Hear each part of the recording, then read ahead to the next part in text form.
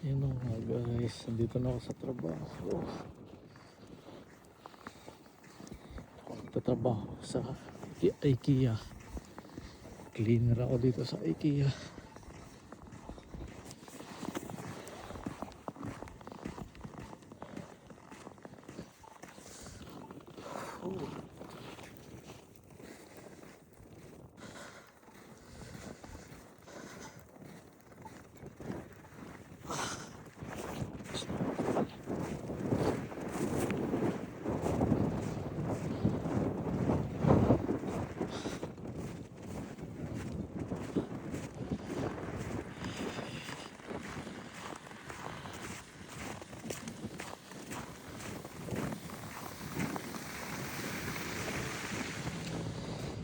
Ito ang mahirap dito pagka may snow.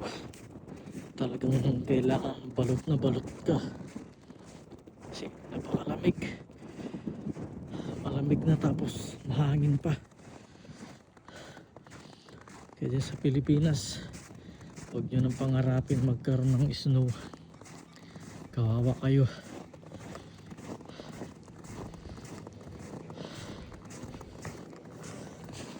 Yun lang guys, at maraming salamat.